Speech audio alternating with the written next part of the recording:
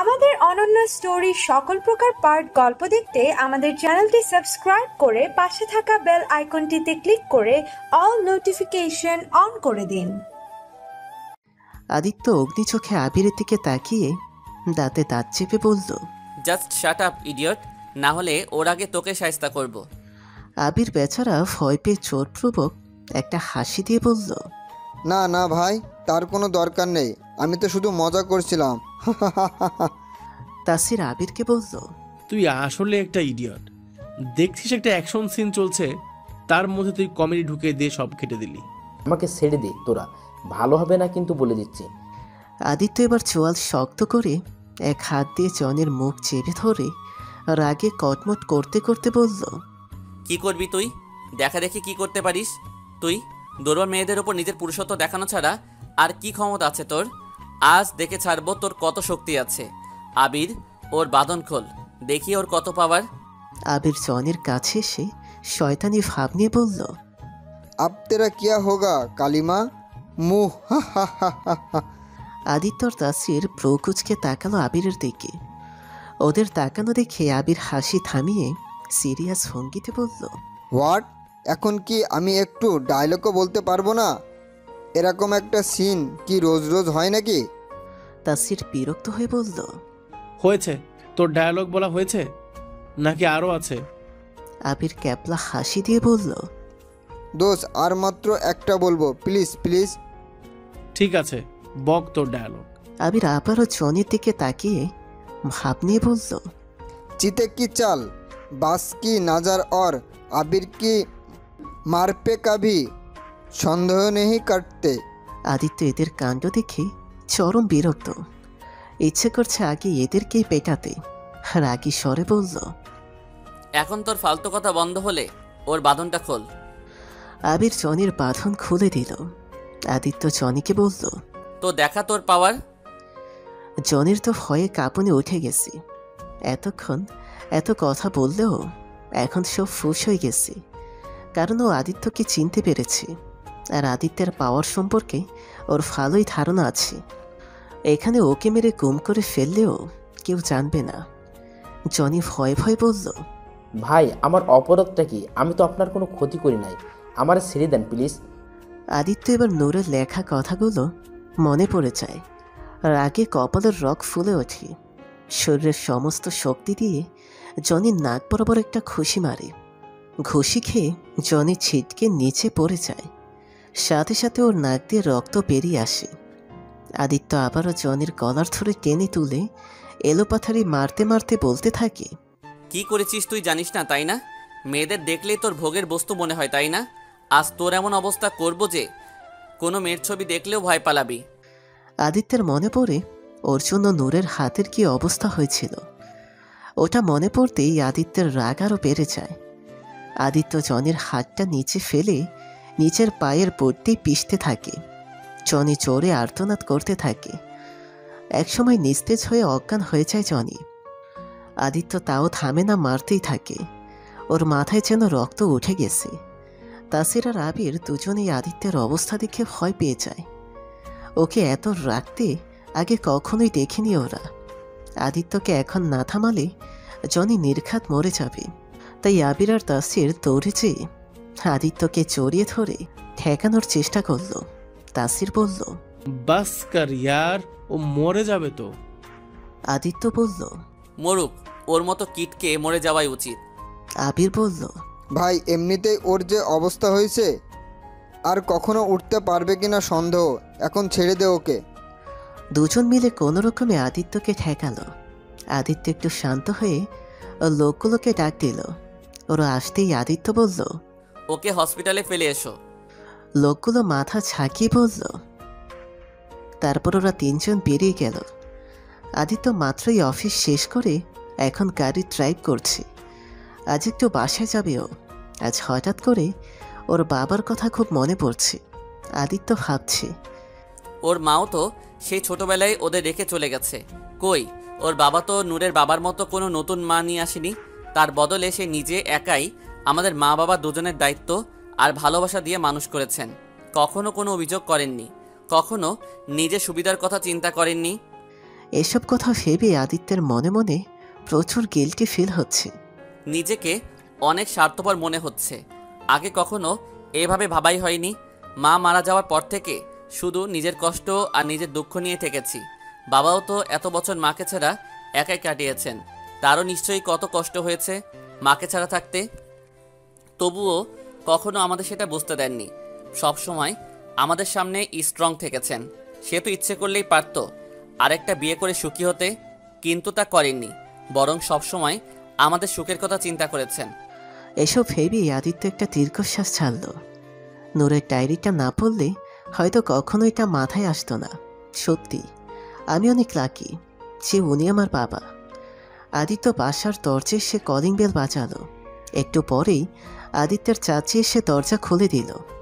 আদিত্যকে দেখে ওর চাচি একগাল হেসে বলল, আরে আদিত্য, হাউ আছো তুমি? আদিত্য মুচকি হেসে বলল, আমি ভালো আছি। তোমরা কেমন আছো সবাই? উই গুড আছি। ইউ কাম ভিতরে। আদিত্য মাথা ঝাঁকিয়ে ভেতরে ঢুকল। সানা সোফায় বসে চিপস খাচ্ছিল আর কার্টুন দেখছিল। আদিত্যকে আসতে দেখে খুশি হয়ে দৌড়ে যায় আদিত্যকে জড়িয়ে ধরে সানা। তারপর বলে, ওয়াও ভাইয়া, তুমি এসেছো। I miss you so much. কেমন আছো তুমি? আদিত্য সানাকে জড়িয়ে ধরে বলল, আমি ভালো আছি। আমার পিচিটা কেমন আছে? সানা হেসে দিয়ে বলল, ভালো ছিলাম, তোমাকে দেখে সুপার ভালো হয়ে গেছি। তারপর ওরা দুজন সোফায় যেয়ে বসল। আদিত্য সানাকে জিজ্ঞেস করল, তোর কলেজ কেমন চলছে? পড়াশোনা ঠিকমতো করছিস তো? হ্যাঁ ভাইয়া, সব ঠিক আছে। পেছন থেকে আবির ফরুদ কেটে বলল, ভালো না সাই, সারাদিন শুধু আড্ডা মারা ছাড়া আর কিছু কাজ নেই মহারানীর। সানা আবিরের দিকে রাগি চোখে তাকিয়ে কটমট করতে করতে বলল, আমার আর ভাইয়ের কথার মাঝে তোমাকে কে নাক গলাতে বলেছে? হ্যাঁ, তুমি নিজের চরকায় তেল দাও। আবির সোফায় আরাম করে বসে বলল, তুই আমার ভোলা ভালা ভাইটারে বোকা বানাবি, তাতে তো আর আমি হতে দিতে পারি না। আমারও তো একটা দায়িত্ব আছে, তাই না? সানা আবিরের সামনে আঙুল তুলে বলল, দেখো ভাইয়া, ভালো হবে না কিন্তু বলে দিলাম। আবির তাচ্ছিলের একটা হাসি দিয়ে বলল, তোর দ্বারা ভালো কিছু আশাও করা যায় না। দুজনের ঝগড়া দেখে আদিত্য বিরক্ত হয়ে বলল, এই থামবি তোরা? তোরা কি এখনো ছোট আছিস? বাচ্চাদের মতো ঝগড়া করছিস? আদিত্যের ধমক শুনে দুজনেই চুপ হয়ে গেল। দুজনেই বেঞ্চি কেটে আরেক দিকে মুখ করে বসে রইল। আদিত্য সানাটাকে জিজ্ঞেস করল, বাবা কোথায়? সানা বলল, বাবা তো নিজের রুমে। ঠিক আছে, আমি বাবার সাথে দেখা করে আসছি। কথাটি বলে আদিত্য উঠে গেল। বাবার রুমের সামনে সে দেখল দরজা খোলাই আছে। আদিত্য দরজাটি একটু খুলে দেখল ওর বাবা মায়ের ছবি হাতে নিয়ে বসে আছে। আদিত্যের মনের ভেতরও খারাপ লাগলো। আদিত্য আস্তে করে যেয়ে ওর বাবার পাশে বেডের ওপর বসল। আদিত্য বসতেই ওর বাবা আদিত্যের দিকে তাকালো। হঠাৎ আদিত্যকে দেখে ওর বাবা একটু চমকে গেল। আদিত্য সচরাচর ওর বাবার রুমে আসে না, খুব দরকার ছাড়া। তাই আদিত্যের বাবা একটু অবাক হলো আদিত্যকে দেখে। তারপর মুচকি হেসে বলল, আরে তুমি কখন এলে? কেমন আছো? আদিত্যকে মুচকি হেসে বলল, ভালো আছি, এইমাত্রই এলাম। ওহ আচ্ছা, তা হঠাৎ আমার রুমে কোনো দরকার ছিল কি? কেন বাবা, দরকার ছাড়া কি আসতে পারি না? না না, তা কেন হবে? তোমার যখন খুশি তখন আসতে পারবে, এটাই তোমার রুম। আদিত্য মুচকি এসে ওর বাবার হাত থেকে ওর মায়ের ছবিটা হাতে নিয়ে ছবির দিকে তাকিয়ে বলল, মাকে খুব মিস করো তাই না বাবা? আদিত্যের বাবা মুচকি হেসে বলল, মিস তো তাকে করা যায় যাকে কখনো ভোলা যায়। আমি তোমার মাকে এক মুহূর্তের জন্যও ভুলিনি। আদিত্য অবাক হয়ে ওর বাবার দিকে তাকিয়ে বলল, আচ্ছা বাবা, তুমি মা চলে যাওয়ার পর আর কখনো বিয়ে করনি কেন? তুমি চাইলেই বিয়ে করতে পারতে, তাহলে আর তোমাকে একা থাকতে হতো না। আদিত্যের কথায় ওর বাবা অনেক অবাক হয়। আদিত্য আগে কখনো ওর বাবার সাথে এইভাবে মন খুলে কথা বলেনি। মনে মনে অনেক ভালো লাগে আদিত্যের বাবার। তারপর মুচকি হেসে বলে, ওই যে বললাম না, আমি তোমার মাকে কখনোই ভুলতে পারিনি, তাহলে অন্য কাউকে কিভাবে আমার জীবনে জায়গা দেব? আর আমি একা একা কোথায়? তোরা আসি জীবনে, আর কি লাগে? আদিত্যের বাবার কথা শুনে আদিত্যের মনটা ভরে ওঠে। আবেগে আপ্লুত হয়ে আদিত্য হঠাৎ ওর বাবাকে জড়িয়ে ধরে বলে, আই লাভ ইউ বাবা, you are the best father in the world. আদিত্যের বাবার মনটাও খুশিতে ভরে উঠল। এই প্রথম আদিত্য তাকে এভাবে জড়িয়ে ধরেছে। খুশিতে আদিত্যের বাবার চোখে পানি চলে এলো। আদিত্যের আড়ালেই চোখের পানিটা মুছে নিল। তারপর মুচকে এসে আদিত্যের পিঠে হাত বুলিয়ে বলল, আর তুমিও ওয়ার্ল্ডের বেস্ট ছেলে। পেছন থেকে সানার কথা শুনে আদিত্যর বাবাকে ছেড়ে দিয়ে পেছনে তাকালো। সানা কোমরে হাত দিয়ে বলল, বারে আমি বুঝি বড় হয়ে গেলাম? আদিত্যের বাবা মুচকে এসে হাত বাড়ালো সানার দিকে। সানাও হেসে দিয়ে এসে বাবাকে জড়িয়ে ধরল। আদিত্যের বাবা এক হাতে সানাকে আরেক হাতে আদিত্যকে জড়িয়ে ধরল। একটু পরে সবাই একসাথে ডিনার করতে বসলো। আদিত্যের বাবা খেয়াল করছে আদিত্য আগের থেকে অনেকটা চেঞ্জ হয়ে গেছে, কেমন হাসি খুশি হতে শুরু করেছে। আদিত্যকে এভাবে দেখে মনে মনে অনেক খুশি হলো আদিত্যের বাবা। সে বুঝতে পেরেছে আদিত্যের জীবনে কেউতে এসেছে, যার কারণে তার ছেলের ভেতর এত পরিবর্তন এসেছে। আদিত্যের চাচি এসে বলল, today I make new recipe. সবাই বুঝতে না পেরে প্রকুচকে তাকিয়ে রইল। সানা মুচকি হেসে বলল, চাচি, ওটা রেসিপি নট এসিপি। এতক্ষণে সবাই বুঝতে পারল। আবির হেসে দিয়ে বলল। এতক্ষণে আদিত্যের চাচা বলল, আর তোমাকে না কতদিন বলেছি এইসব নতুন নতুন এক্সপেরিমেন্ট করে আমার 12টা বাজাবে না। সেদিন আমার অফিসের লোককে কি খাইয়েছিলে? বেচারা এখন হসপিটালে ভর্তি আছে। তোমার এইসব ফালতু খাবার খাইয়ে আমাদেরও কি হসপিটালে ভর্তি করতে চাও নাকি? আদিত্যের চাচার কথা শুনে সবার মাথায় হাত, কারণ সবাই জানে এখন কি হতে চলেছে। আদিত্যের চাচি তেলে বেগুনে জ্বলে উঠে বলল, কি? হোয়াট টেল তুমি? হোয়াট টেল? মায়ের রান্না ইজ খারাপ? ইউর সাহস হাও হলো মায়ের রান্নাকে ব্যাড বলার? আদিত্যের চাচা তাচ্ছিল্যের সুরে বললেন, সত্যি কথা বললে সবারই গা পড়ে। সবসময় যা পারো না সেটাই করতে চাও কেন? ব্যাস, দুজনেই বিশ্বযুদ্ধ শুরু হয়ে গেল। সবাই একবার আদিত্যের চাচির দিকে তো একবার চাচার দিকে তাকাচ্ছে। আদিত্যের বাবা ছোট ভাইকে একটা ধমক দিয়ে বলল, ব্যাস, কি শুরু করেছিস তোরা? বাচ্চাদের সামনে নিজেরাই ছোট বাচ্চাদের মতো ঝগড়া করছিস, লজ্জা করে না? আদিত্যের বাবার ধমকে দুজনেই চুপ হয়ে গেল। মাঝখান থেকে আবির বলে উঠল, হ্যাঁ হ্যাঁ বড়, আব্বু ঠিকই বলেছে। লড়াই লড়াই মাপ করো, গরু গোবর সাফ করো। আবিরের এমন উদ্ভট কথায় সবাই প্রকুচকে তাকায় আবিরের দিকে। তারপর সবাই একসাথে হেসে ওঠে। রাত 11টা। আদিত্য মাত্রই রুমে এসে ফ্রেশ হয়ে বিছানায় শুয়েছে। হঠাৎ ওর নূরের কথা খুব মনে পড়ছে। একটু কথা বলতে ইচ্ছে করছে। আচ্ছা, নূর কি ঘুমিয়ে পড়েছে? একবার ফোন করে দেখব। আদিত্য ফোনটা বের করে ভাবছে কল করবে কি করবে না। এত না ভেবে কলটা করেই দেখি। আদিত্য নূরের নম্বরে কল দিল। এই প্রথম ও নূরকে কল করল। ওর বুকের ভেতর কেমন ধুকপুক করছে। নূর ঘুমে কাদা হয়ে আছে। সারাদিন এত কাজ করে, এজন্য রাতে শোয়ার সাথে সাথে ক্লান্ত হয়ে ঘুমে তলিয়ে যায়। হঠাৎ ওর ফোনটা বেজে ওঠে, কিন্তু ও ঘুমে থাকায় টের পাচ্ছে না। ফোনটা বাজতে বাজতে একাই বন্ধ হয়ে গেল। আদিত্য একটু হতাশ হলো, তাহলে কি নূর ঘুমিয়ে পড়েছে? আদিত্য আবারও কল দিল।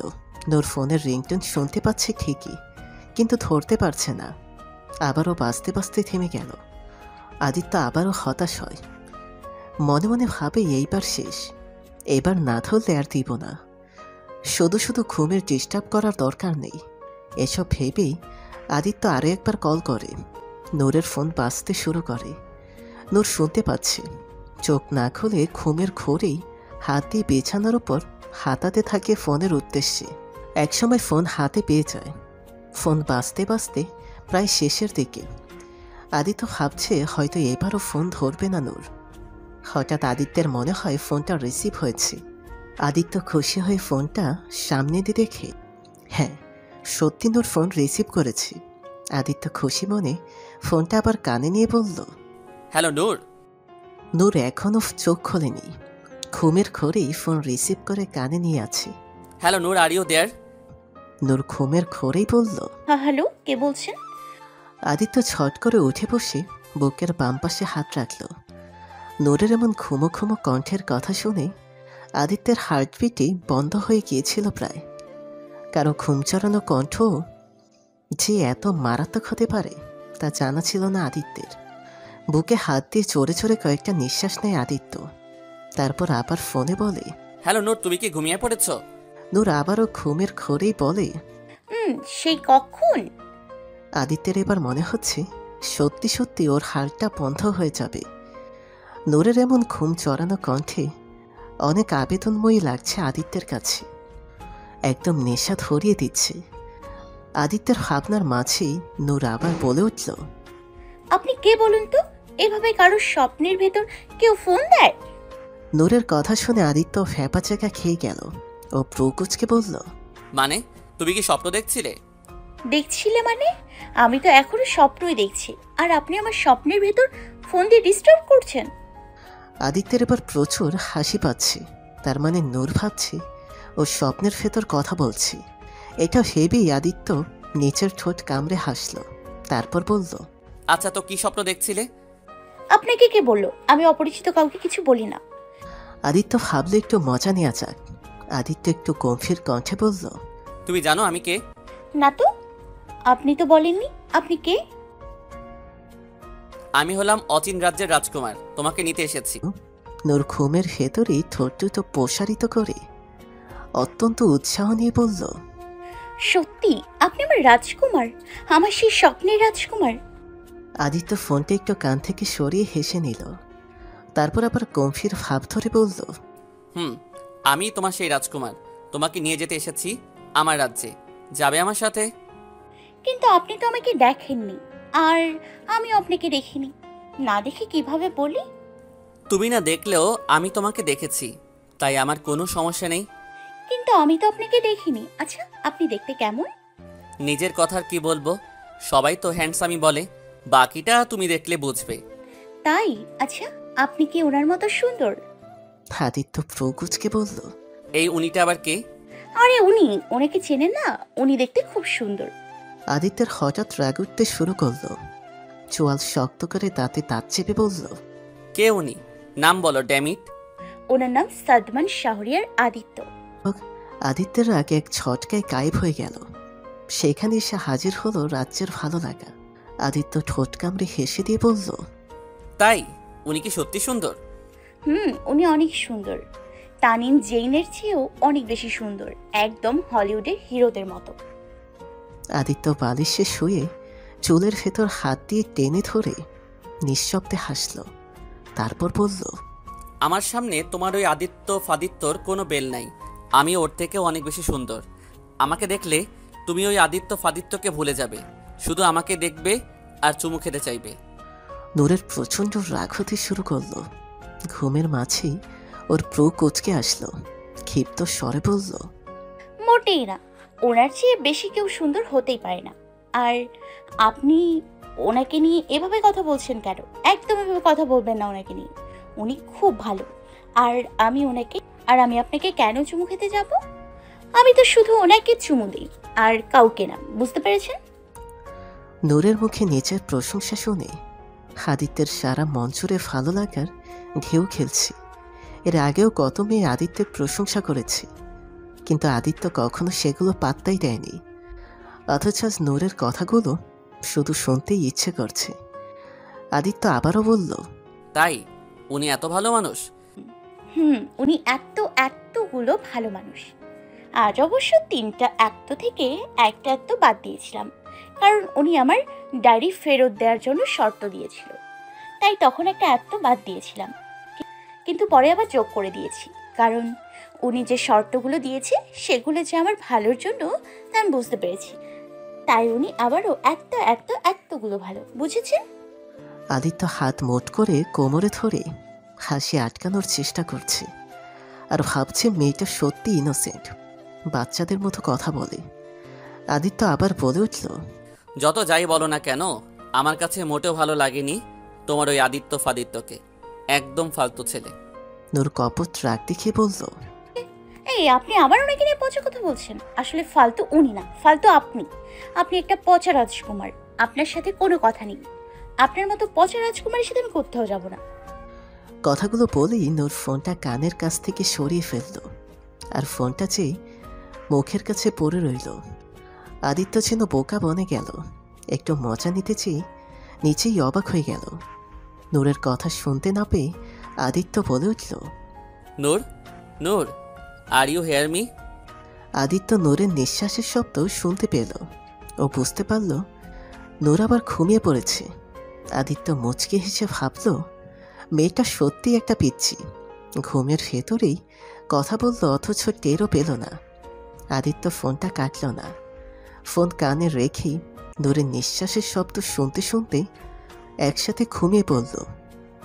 ভোরের আলো ফুটতেই রোজকার অভ্যাস অনুযায়ী নূরের ঘুম ভেঙে গেল।